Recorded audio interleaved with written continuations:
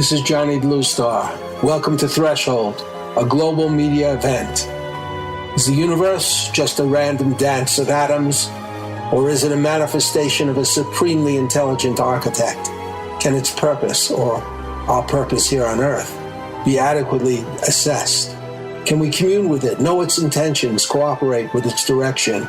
Here, we define threshold as a gateway state of awareness, allowing mankind to cross into a place of real cognition. Threshold allows us to approach questions of higher reality through the door of experience, rather than mere belief. Welcome to Threshold, where we tear away the veil from commercial media, bringing our audience and participants into another realm of reality and enhanced communication.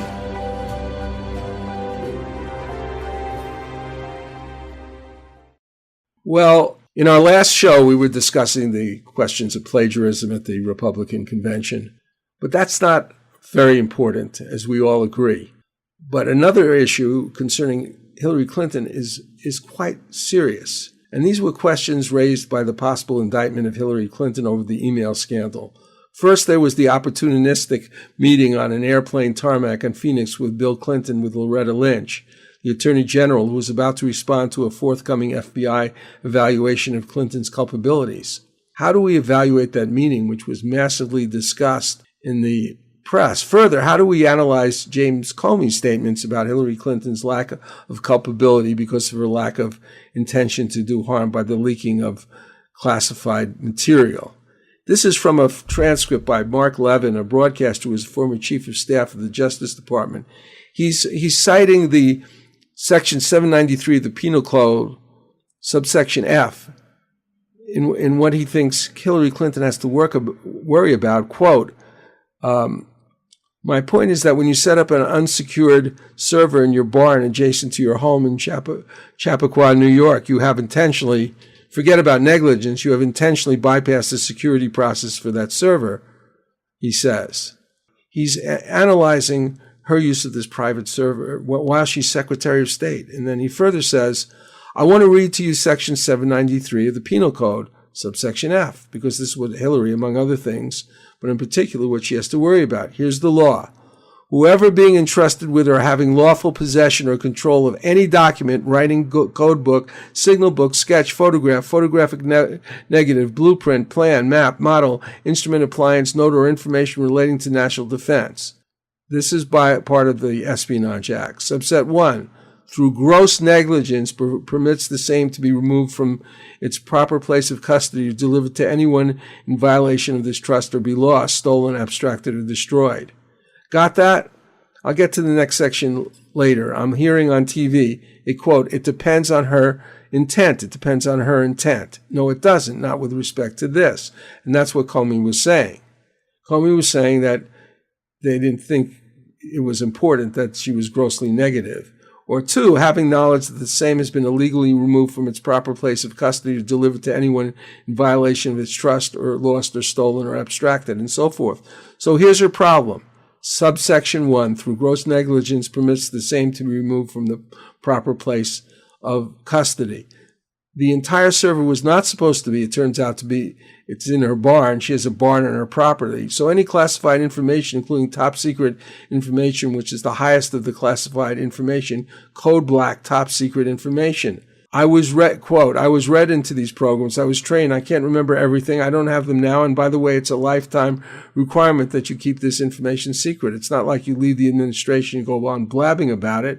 No, you can't. You can never talk about it unless it's been declassified. But let me underscore this again. It's in plain English. Section 793. You can Google it yourself in the Penal Code. Whoever is being entrusted with or having lawful possession or control of any document, writing, code book, and so forth, through gross negligence, permits the same to be removed from its proper place of custody or delivered to anyone in violation of this trust.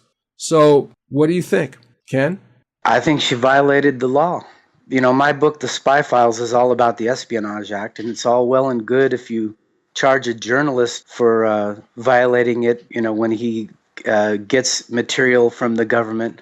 But she knew that this information was classified. She knew that it was top secret, and she knew that it only had to go through the government servers. And she's, for convenience or whatever she did, it's more of a strict liability, and she knew she was breaking the law. She had to have known. She's But even not if stupid. Once you say he's correct in saying, in terms of the letter of the law, that even if she didn't do it intentionally, there was negligence involved. Well, he's saying gross negligence. Now usually in the law, Comey is right. Usually there's an intent in every element of a crime. Okay, so you have to intend a certain.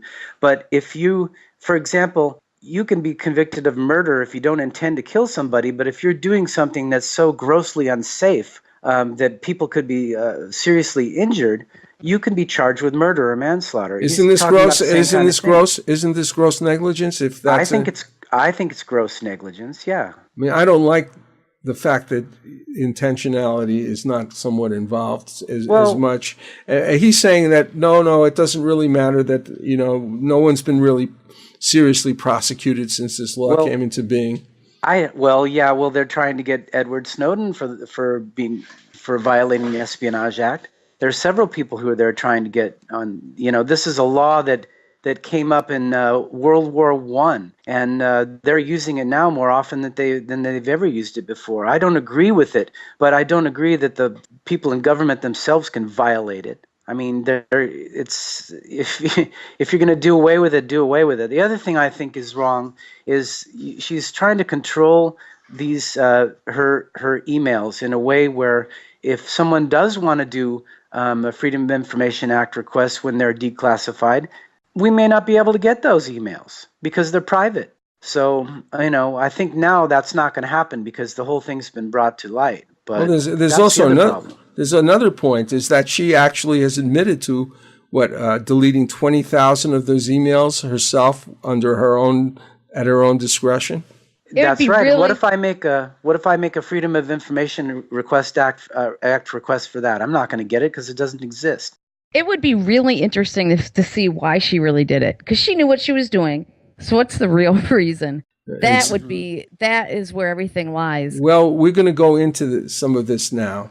Another challenging aspect of this were the various leaks of the Clinton emails by Marcel Leahy, known as Guccifer, in which there was some advance warning about the leaks released by WikiLeaks about the efforts to undermine Sanders on behalf of Clinton by the Democratic National Committee. And here's a clip from the Democracy Now! And the DNC leaks. The Democratic National Convention is opening today in Philadelphia, Pennsylvania, amid massive party turmoil. Democratic National Committee Chairwoman and Florida Congresswoman Debbie Wasserman Schultz has resigned following the release of nearly 20,000 emails revealing how the Democratic Party favored Hillary Clinton and worked behind the scenes to discredit and defeat Bernie Sanders. The emails were released Friday by WikiLeaks. In one email, DNC Chief Financial Officer Brad Marshall suggested someone ask Sanders about his religion ahead of the Kentucky and West Virginia contests. Marshall wrote, quote, "It might make no difference, but for Kentucky and West Virginia, can we get someone to ask his belief? Does he believe in a God? He had skated on saying he has a Jewish heritage. I think I read he is an atheist. This could make several points difference with my peeps, my Southern Baptist peeps, would draw a big difference between a Jew and an atheist," unquote. In another email, Debbie Wasserman Schultz calls Sanders' campaign manager, Jeff Weaver, a, quote, "damn liar." A third email shows National Press Secretary Mark Pastenbach writing, quote, "Wondering if there's a good Bernie narrative for a story, which is that Bernie never, ever had his act together, that his campaign was a mess," unquote. Multiple emails show the DNC complaining about MSNBC coverage of the party and of communications director Louis Miranda once writing, quote, "effing Joe, claiming the system is rigged, party against him. We need to complain to their producer," unquote, referring to Joe Scarborough. Other emails suggest the DNC was gathering information on Sanders' events and that a super PAC was paying people to counter Sanders supporters online. Also, in a part of this discussion, which we didn't record, Julian Assange remarks that perhaps the most important emails were those that contained spreadsheets documenting the donors to the DNC, not just the names, but also the way the money was offered, in what Julian Assange called a pay-for-play scenario. So, first of all, how should we react to this part of it? I mean, there's several parts to it. Part of it is that she just sent out classified information, and another is that how about Bill Clinton meeting with the Attorney General to try to make sure she doesn't get prosecuted? I mean, that's crazy. Horrible. Yeah, that's just blatant. It's blatant going around the rules. Yeah, it's amazing, but it's startling how the Clintons seem to, and I'm not saying they do because I can't absolutely prove anything any more than anyone else can at this point myself, but they seem to just lay their lack of caring about the law or about their perception right on the table. I mean, here she goes and delivers these speeches to financial institutions for tremendous amounts of money, and she won't release the documents, and she gets away with it. But what do you think of Donald Trump not releasing his tax returns? I think it's fascinating. That's ridiculous. I think it's ridiculous. I mean, people should know that. I mean, it's obvious that he doesn't pay more taxes than I do, I'm sure. But that's the way rich people structure their estates, so they don't pay taxes. Well, it's more like a lie. It's a lie. It's a non-disclosure that's a lie. It's all the same. You can lie by non-disclosing, Exactly. non-action, not talking can be a lie. We actually have an atmosphere pervaded by the government officials of non-concern about whether there's law breaking. I mean, people are doing things right on the open. If you have enough money to get around the law, why should you care if you break it or not? That's the thing. I mean, weapons of mass destruction, Johnny. Mm-hmm. Were there any? No. Come on, that's what my new book, Beyond All Recognition, is all about. Yeah. It's a war where 1 million Iraqis were killed, thousands of U.S. servicemen were killed, thousands more lives were interrupted and screwed up forever. And why? So a bunch of people could make a bunch of money based on lies. Yeah. Well, nobody's going to jail for that, Johnny. Nobody. Right. Except the people who take the orders to at the smaller levels of the military. They're putting them in jail. They're court-martialing them for following orders. That's what my book is about. Well, and we're making the rest of the world really hate us when they see us do things like that. Absolutely. They don't trust us. Why would they after we did something like that? Yeah. And we talk about that. I mean, I don't think that anything justifies these terrorist actions, killing innocent people. But do they really think that they have no role in encouraging violence by doing so much injustice to so many people in these Middle Eastern countries? They're making them desperate. They're becoming desperate. And so they're radicalizing people by making them desperate. If you kill my whole family I'll make this quick. If you kill my whole family and you eliminate my ability to take care of myself, I'm going to be desperate, and I don't care if I die doing what I need to do. Yes, certain of those people who are probably fairly normal can be tipped over the edge and turn themselves into more or less what you call haters. And it's too bad, right? It is too bad, and it's a failure of not only national policy but national conscience. Well, the whole thing was actually worsened. This whole ISIS coming to power was created by the United States and involvement in Iraq. I mean, we ruined the infrastructure. We took out the existing government that was there based on lies, executed the existing leader based on lies, and then we supported one group against the other in a civil war like we always do. And lo and behold, the group that we really pissed off decided we're gonna fight back, and they're using this Islamic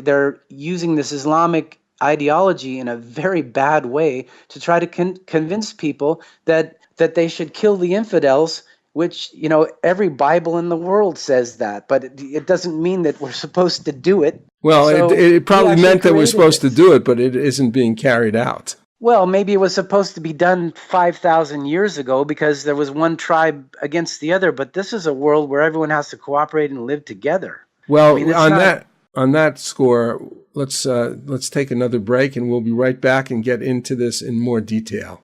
We are happy to provide our audience with two very exciting musical odysseys with Stephanie Slevin, a singer-songwriter from the United Kingdom. One is called Show Number 7, A Galaxy of Song, and the other is Show 21, I Talk with Angels, in our Threshold Radio archives in VegasAllNetRadio.com and YouTube. Here's one of our songs.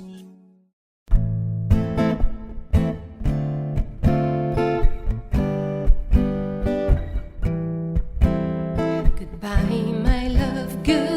my love, I'll see you on the virgin shore. And when time doth fare me well, we will be as one once more. Goodbye, my love, I'll miss you so, for I don't want to let you go. But in dream you said to me that by my side you'll always be, and wherever I do roam, that you will be my telephone. Goodbye, my love, goodbye, my love, goodbye, my love, goodbye, my love.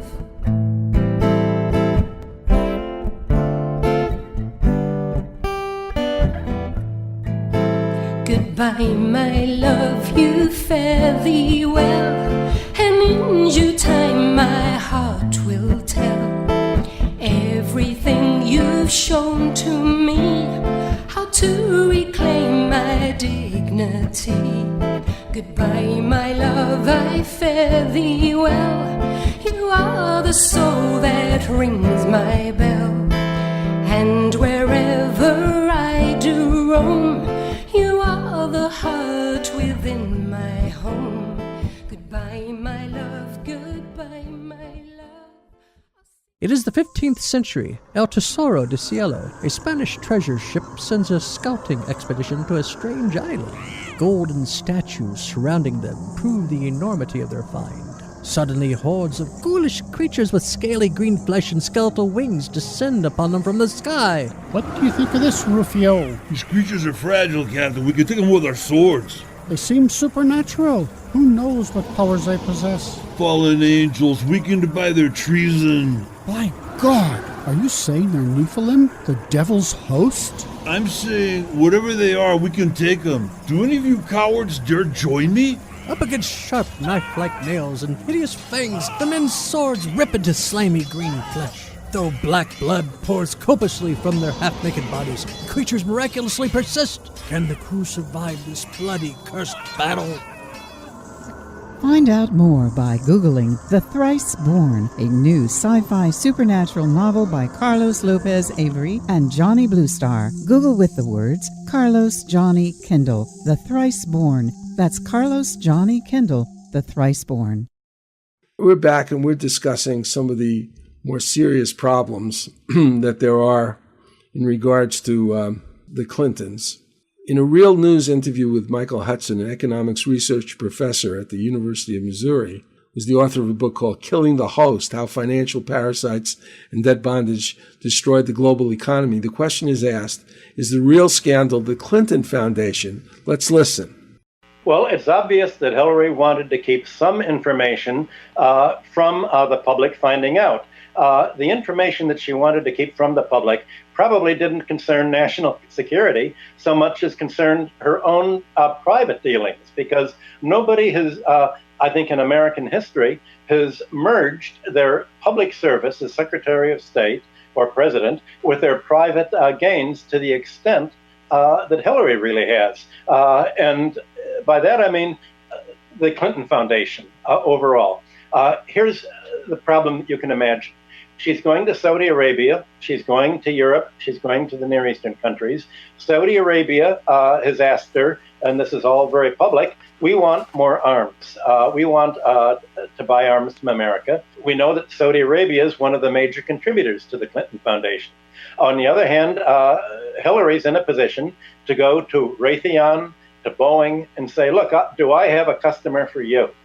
Saudi Arabia would love to buy your arms. Maybe we can arrange something. I'm going to do my best. By the way, my foundation is, I'm a public-spirited person, and I'm trying to help the world. Would you like to make a contribution to my foundation?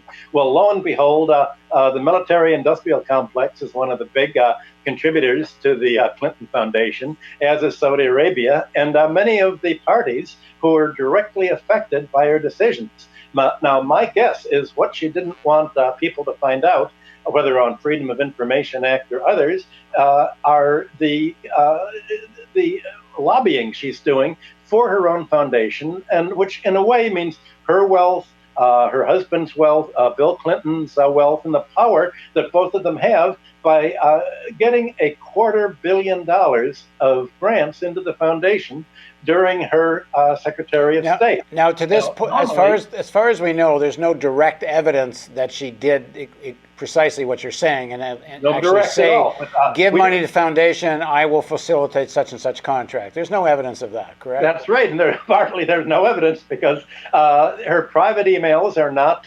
subject to, were all erased. They're not subject to finding out this. We don't have any evidence one way or the other. So certainly there is no evidence. There's only the appearance of what looks to me to be an inherent conflict of interest with the foundation. And there's no direct evidence that any abnormal amount of money has gone to Bill Clinton in terms of fees and expenses. And one can assume he's well compensated, but it does have charitable status. It has to file a 990. They are under charitable law regulations, and so far I don't know of any reporting that says that they have violated those. Absolutely right. The advantage of being under charitable law is it's in a foundation that you can look at it in effect as your savings account. And you can treat it whatever you can do in the foundation, whatever you want. Now, if you or I had $250 million, what we'd want to do is influence policy, influence the world. Well, that's what they want to do. They want to use the foundation to support policies that they want. And here we're not dealing with unexplained enrichment. This isn't money that comes into them, that goes into an offshore account in Switzerland or the Cayman Islands. It's hidden in plain sight. It's all the foundation. It's tax exempt. It's legitimate. So she's somehow been able to legitimize a conflict of interest in what used to be called corruption in office. Now, although there was a bit of hedging about the actual culpability of the Clintons in the foregoing interview, there's a lot more edgy claim by Peter Schweitzer, who wrote a book called Clinton Cash, The Untold Story of How and Why Foreign Governments Helped Make Bill and Hillary Rich. I actually read this book before Trump used it in one of his anti-Clinton speeches, but he used it as a soundbite way, and this book is an extensive indictment. Let me just read you a tiny bit from the book jacket, which kind of describes the point of view of the book. Most people assume that the Clintons amassed their considerable wealth through the lucrative book deals and speaking gigs that sometimes paid as much as $500,000 to $750,000. But who paid these fees and why? Often foreign businessmen and governments made the enormous payments, believing the Clintons would help advance their interests. As Peter Schweitzer reveals, the Clintons typically blur lines between politics, philanthropy, and business. Consider the following. Bill flies into a third world country where he spends time in the company of a businessman described as a close personal friend. Introductions are made, a deal is struck, usually to exploit natural resources such as uranium, oil, or timber on a large and profitable scale. Soon after that, enormous contributions are made to the Clinton Foundation for those who benefit from the deal, while Bill is commissioned to deliver a series of highly paid speeches. Moreover, some of these deals require approval or review by the U.S. government and fall within the purview of a powerful senator and secretary of state. Now that, I can't say that I know that the Clintons have been doing that or that Hillary's involved, but I do know that these are such substantial and detailed claims that they really need to be looked into. I can't make any final judgment about them, but what is even more potentially damaging to Hillary, although it never hurt her, was the release of a documentary based on the book right before the convention. Now, it didn't touch her, and that's interesting, but I think we should discuss the nature of these allegations. Ken? Yeah, I mean, I think it's unwrittenly acknowledged that people who have such foundations are profiting from it some way, and I mean, and it's not all in the open. They don't have to do anything underhanded. He doesn't have to sneak into the third world country. He can be there on a legitimate foundation business, take a huge donation, and then keep talking to his close friend, and lo and behold, something gets done and something gets passed. That's the way politics works. Yeah. What do you think, Sarah? I would have to agree. I think politics is a dirty game. And I just think they're pointing out what they're doing. I think you could point out that for anybody at a high level, unfortunately. I mean, that's kind of how things get done. That is sort of the highest level, isn't it? Well, if it depends on what they do with their foundation money. If they give them a bunch of money, $750,000, whatever, and then they turn around and use it, a big chunk of it, to really help people. I mean, I don't know. I'd have to really see it in detail. The money is given to the foundation, but I don't know if the speaking engagement money is. No, of course not. The speaking engagement money is theirs to keep. So you're sort of having, if it's true, you're having a kind of a double whammy, and then these people are getting deals. And also, there's a triple whammy, because business needs help from politics. Okay, they work hand in hand. That's what I'm always trying to point out in my books, that the government is pretty much for sale. There's a revolving door. The people in industry are the people who are regulating the people in industry, and it's dangerous to have such powerful people who are so well connected to government. And it creates an appearance of impropriety for one thing. It creates a possible conflict of interest for another thing. And another thing is, who knows what's going on behind those closed doors? Who knows what deals are being struck? And basically, they're lobbying. Yeah. That's exactly it. Except they're doing it in a foundation and making it a little more respectable. The thing is also, is the money really going to those places? That's another thing that the book talks about, the way the money is actually being used, and that's another question. Well, you could say that about any charitable foundation. There's always problems with the money not going everywhere where it's supposed to. That's true, but those foundations don't necessarily have deals with other countries. Yeah, involved by ex-presidents and current presidential candidates. Yeah. Well, good point. So we're going to talk about something else, which is also quite serious, and let me play this clip about the possibility of election fraud. Today, I had my poll worker training class to be a poll worker here in Orange County, California. It was a 3-hour class, mostly good until we got to the issue of NPP voters, which in California is no party preference voters. When we were going over NPP, I was told that all NPP voters are to be given provisional ballots. I specifically asked, I had my handbook open. Let me show you in my handbook. Okay, so right here, the ones in bold are the parties that are accepting no party preference voters to vote for them. However, I was told that these people were to be given provisional ballots. Always. NPP voters are always to be given provisional ballots. That's what I was told. I even wrote it right there in my notes at the bottom when I asked him the question. Well, I posted on some of the Bernie groups today because I was bothered by that, because I've always been told that these NPP voters here in California can vote for Democrats and that their vote would be counted. So I was a little worried that he was telling all 18 of us poll workers to give all NPP voters provisional ballots, because, we all know what happens most of the time with the provisional ballots. They are not being counted. It turns out she and all other poll worker trainees were being lied to. According to the county register's office, NPP voters must fill out a Democratic crossover ballot in order for the votes to count, not a provisional ballot. In other words, the trainees were told to give the incorrect ballots to NPP voters, and these ballots were unfortunately thrown out. Millions of Bernie Sanders votes were not counted. Method 2. Bernie Sanders is also heavily favored among young Americans and new voters. But many of these young or new voters were registered as Democrats during the voting process, so the fake ballot tricks could not work. Many young or new voters were instead purged completely, finding that their registrations had magically vanished or switched to Republican. Without the young voters, Bernie Sanders was forced to compete with Hillary with old Democratic voters, but these are Hillary's strongest demographics. This puts Sanders at a crushing disadvantage. Method 3. Flipping the electronic voting machines. There are many reports of voting machine irregularities across the state.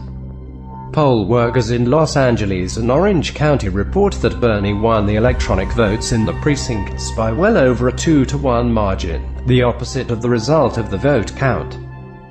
The contrast between this and the outcome is indicative of vote flipping. This resulted in another 7-figure number of Bernie Sanders votes not being counted. In fact, this is much worse.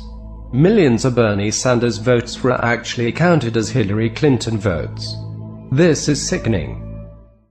Well, so what do you think about that? We're talking about different types of fraud that haven't really been fully investigated, some of which were part of a lawsuit that I don't believe was actually started yet. I think it's disturbing. I think that's why they keep saying the system's rigged, because they have their candidate and then they work to get their candidate through. It's just not how how people want our government to work. According to these lawyers that were involved with this lawsuit, they are actually claiming that Bernie Sanders probably won. I don't know if that's true or not, but I do know that there's been a lot of voting irregularities during this primary election in a lot of different states. Some people didn't, the polls closed before a lot of voters got to get into it in some places. In some places, the votes weren't counted up. I think it's really horrible that that predictions were made on who the winner is before all the polls closed. Because some people said, oh, well, Bernie's not going to win. I might as well not go because my vote doesn't count. There's a lot of improprieties that I think have to be addressed, and I think we need voting reform in this country. Well, just the fact at the very beginning in Iowa when Hillary won 6 or 7 coin tosses in a row? Mm-hmm. It was just, from that day on, it was those little things add up and make a big difference. So they got Bernie Sanders people out there in droves, though, because people were hearing about those things. But also the super delegates. So she comes out the gates with so many more votes than he has, right? So many more delegates. And so that's another thing that's not fair. I mean, super delegates. I mean, okay, on the one hand, you have a party, and the party can do whatever they want to do. They can make their platform. They can propose their candidate. But in our case, we only have a choice between two parties, basically. I mean, it's a sad situation, but that's the way it is. So I think that there needs to be reform to the point where these delegates have to be bound by what the primary elections say that the people want, because it's the people who are getting screwed in the end. And I very strongly feel that. The most powerful people in our country are the head of the Republican and Democratic parties. Well, getting whatever they want, and the people are saying what they want, and basically the party's saying, who cares what you want? Well, we want what we want. Let me read you something from the new platform of the Democratic Party. It's called Fixing Our Broken Campaign Finance System. Democrats believe we must fight to preserve the essence of the longest-standing democracy in the world, a government that represents the American people, not just a handful of powerful and wealthy special interests. We will fight for real campaign finance reform now. Big money is drowning out the voices of everyday Americans. We must have the necessary tools to fight back and safeguard our electoral and political integrity. Democrats support a constitutional amendment to overturn Supreme Court's decision in Citizens United and Buckley versus Vallejo. We need to end secret, unaccountable money in politics by requiring, through executive order or legislation, significantly more disclosure and transparency by outside groups, federal contractors, and public corporations to their shareholders. We need to amplify the voices of the American people through a small donor-matching public financing system. That's pretty cool, huh? It sounds like all kinds of Sanders stuff. It is. I mean, yeah. Look, what it looks to me like is that Sanders really negotiated for a lot of different things, including free trade, the elimination of these type of trade agreements, and really big things, student debt, all this kind of stuff, and it's in these platforms now. The trade agreement is a big deal because Obama has expressed his support of the TPP, and Bernie is against it, and he mentions it in his speech, and now it's in the platform. Well, she came out against it. Very major. That's probably the biggest thing he did. She came out against the TPP. Well, anyway, she came against this a few weeks ago, or even a few months ago. But did you hear Jimmy Fallon's slow jam the news with Barack Obama a couple months ago? What was it? Yeah, he one of the things he said it was Jimmy Fallon goes, "Oh, you're down with TPP?" And Barack goes, "Well, you know me." It was hilarious, but it's a departure from the administration that she's served in all this time. Yeah. Well, I think she's departed from a lot of things. I think she had to. Well, I'm going to take us to a little bit of a commercial break here, and we'll be right back with the final parts of our discussion. Thank you. Originally, Zave Nathan came here from France, seeking work as an actor and musician in Hollywood. Now he and his wife, Bonnie Blazek, write unusual and impactful songs, often addressing critical issues facing humanity. You can hear their story and some of their exciting music in show number 3 with Zave Nathan and Bonnie Blazek in our Threshold Radio archives in VegasAllNetRadio.com and YouTube. Here is one of their songs.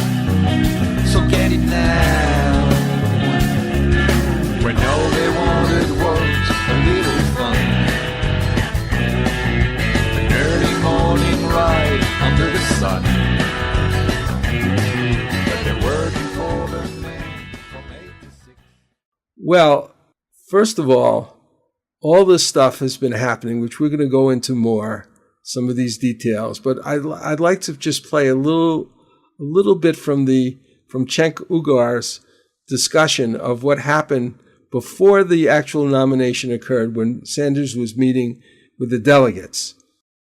I was at the Bernie Sanders delegate meeting where they were enthusiastically in favor of Bernie Sanders and the revolution, and Sanders talked about the revolution, and it was fantastic, and it was joyous. Then he came out and talked about how bad Trump was. There was grumbling because they knew where he was going. And then he mentioned Hillary Clinton. Boo! The whole place was booing. He couldn't quiet them down. Nonstop boos. And then they started chanting organically, "We want Bernie. We want Bernie." And he said, "No, listen, we got to support Hillary Clinton." More boos.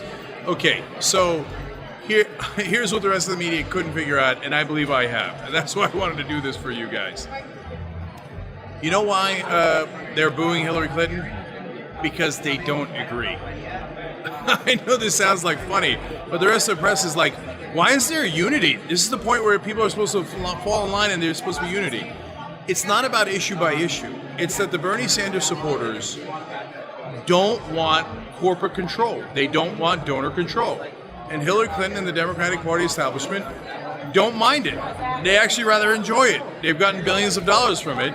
And so no matter what happens on issue by issue basis, and whatever small concessions there are, at the end of the day, Hillary Clinton is going to take corporate money, donor money, she's going to take billions of dollars of it, and the Bernie Sanders people don't want her to.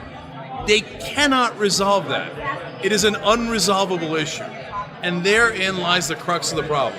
And that is why this convention is likely to be 1,000 times more raucous than the Republican convention, more divided, and so it's about to start in a little bit, and I need you guys to buckle up because there could be a lot more action here than there was last week.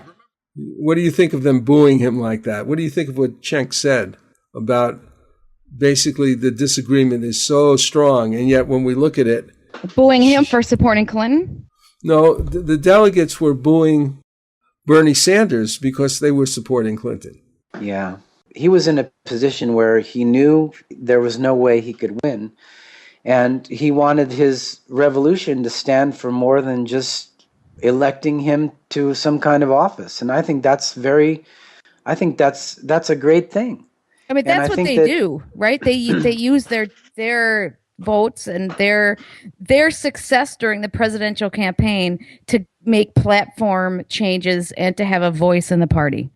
And he's saying, I can't win this way, so I'm going to make sure that they really incorporate these ideas. That's the best thing you can do. I mean, because if he goes away mad, he's not going to be able to get, this is the way to get more done, I think. I agree. Some perspective, maybe we're caught in between Scylla and Charybdis because there are problems with both of these people, and certain people are going to have to make a choice. And the choice is going to be, are we going to vote or we're not going to vote at all? And which is kind of the worst possibility. Somebody who is basically has a history of being an establishment politician, accused of certain things, but let's say at least an establishment politician following the generally policies of war and financial policies that are consistent with that kind of thing, and another person who's a loose cannon, who seems to be showing a lot of bigoted and prejudice against certain groups and other things.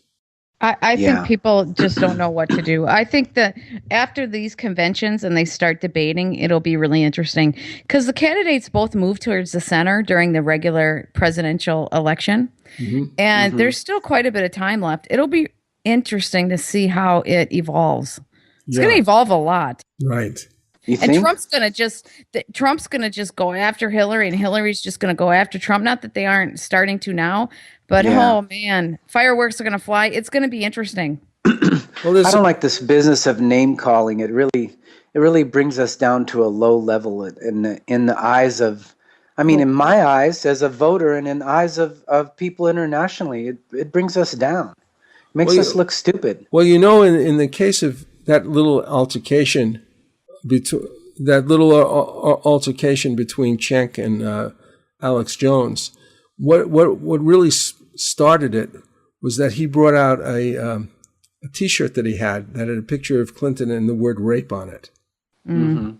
Well, he did. That's the one thing I really don't like is Bill Clinton did do some serious things that it's hard not to look at that as pretty serious problem. No, I think it is a serious problem, but should we be floating around T-shirts with that name? Should we focus on that? I mean, should we be focusing on that? I mean, this isn't something he has been really indicted for. There's a lot of things that Bill Clinton did did wrong that are really important issues now, like deregulating the banks and things like that. And now we're talking about a new Glass-Steagall Act. I mean, that's the kind of stuff we should be talking about, what Bill might have done wrong, not what he's doing with his own, not the improper things that he's doing, in his own personal life or whatever you call it. Well, the thing is that those issues impact millions of people. And lots of people can die because of those issues. And so they're just so important, and the average person doesn't even realize how important those issues. I have a show on this week on the global economy and fiat currencies, and I have Andy Hoffman from Miles Franklin. Miles Franklin is one of the largest, oldest precious metal dealers in the country. And he's brilliant. This guy's brilliant. But we're talking about fiat currencies. And I'm telling you, there are serious, serious issues. The problem is the average voter and the average person doesn't understand the most serious issues that we're facing right now. Yeah. Well, and these issues, I mean, the whole thing about the world monetary currency system, I mean, it's so convoluted and so strange. It's hard for even people who are educated economists to get a handle on it. And we're involved in continual currency wars. Well, yeah, but the thing is, the thing is, when you have a fiat currency like the U.S. dollar, that's almost being everyone in the world. Yeah, that's being used by everyone in the world. I mean, you have to treat debt seriously. You have to pay, not say we're going to pay back less. We're going to try to get a deal on this payoff on the debt. You got to offer more almost. You got to say, look, this is the safest investment because you're never going to lose your money. That's the only way the system works. Yeah, but Ken, you have to understand that we're in a system right now where people aren't realistically going to be paying off their debt. I mean, we have country after first world country who are in debt that is unreasonable for them to ever pay off. And we are happening right now with European countries. We're in a very unhealthy situation. So all the resources are going. Who's getting all that money? That's a big question. Yeah. But the thing is that we aren't using it to invest in our countries and the people and to have a healthy long-term, environment. That's true. Well, you read Terror on Wall Street, remember?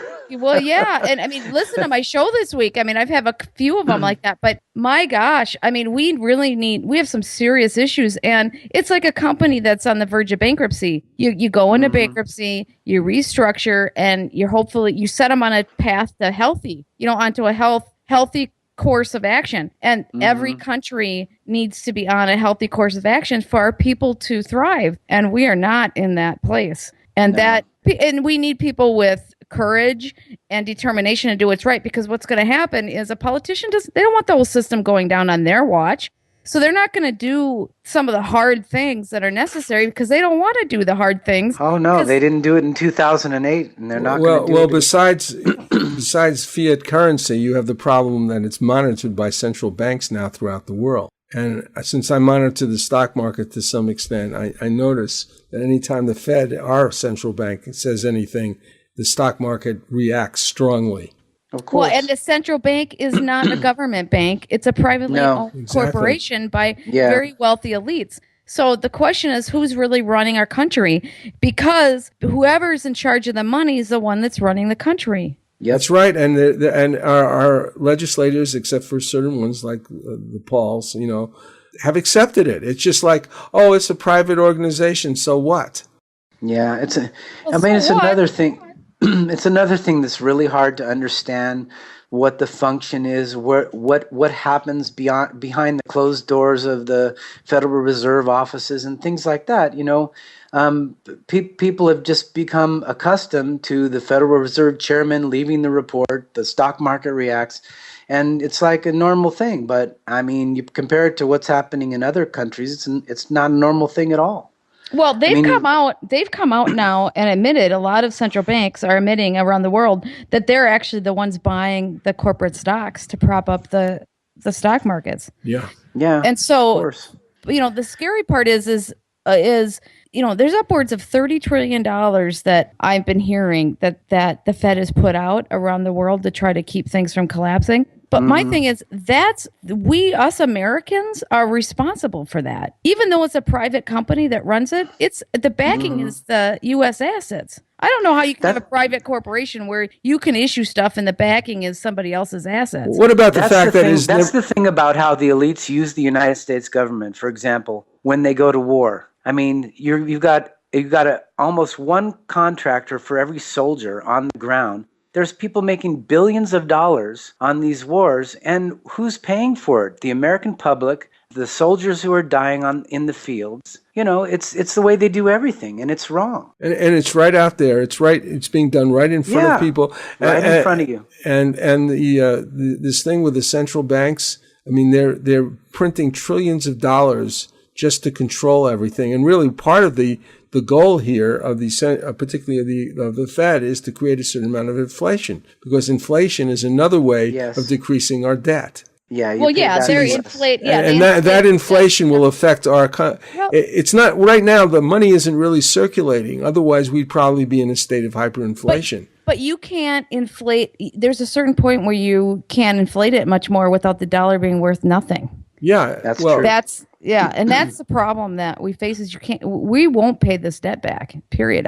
There's no way. No, it's never going to be paid back. It's just going to be it's going to be reinvested. It's going to be Yeah, but if you keep lowering the debt so that we have more cash to do things with, then the dollar becomes essentially nothing. I mean, we're on the course where the dollar it's becoming what MIT said 2032 just mathematically it's impossible to pass that because of the And you see Russia and China are buying gold. What does that mean? Well, and I had Irving Goldman, top executive at JP Morgan.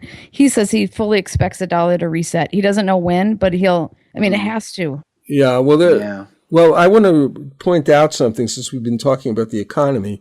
This type of issue has hardly been addressed at all by these candidates. The economy, in terms of the that's okay, because if Hillary gets elected, she's just going to say it's the economy's stupid, and we'll work on it day by day. Well, then there's the other things that really concern me. One is the actual non-discussion about torture, non-discussion about surveillance. Of course, surveillance is one of the most serious things that's happening in this country, and I'm hoping that Oliver Stone's movie will do something about it, but I'm not sure. Did you see the trailer on that? It was awesome. Yeah, I can't wait. Listen, we're gonna have to turn our. Before we end this, I just want to kind of some comments that we haven't really gone into detail with about the fact that the Democratic National Convention seems to have evidentially really weighed everything for Clinton versus Bernie Sanders, which they shouldn't have done. No, it's absolutely improper, and they shouldn't have done it. Yeah. Well, anyway, before we go, I'd like you guys maybe to tell us something about what you're doing right now. Ken, you just came out with a new book.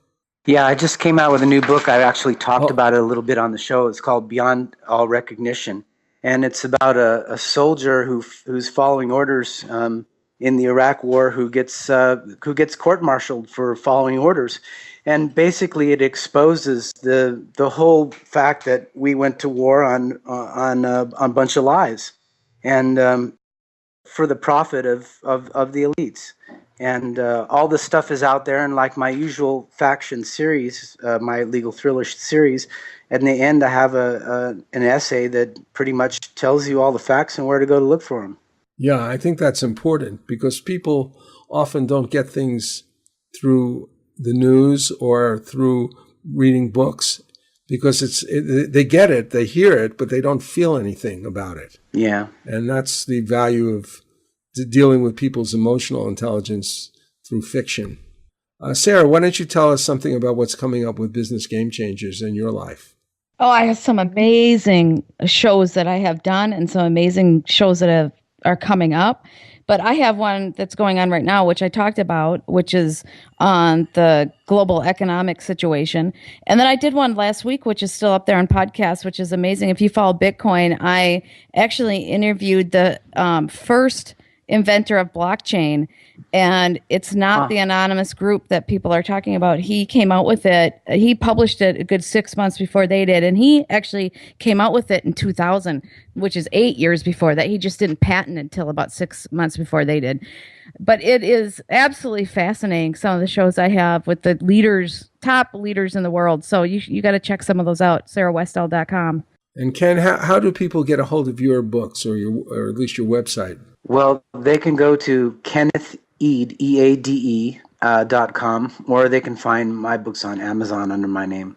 Well, thank you for coming, and we will be back next week with another exciting episode of Threshold Radio.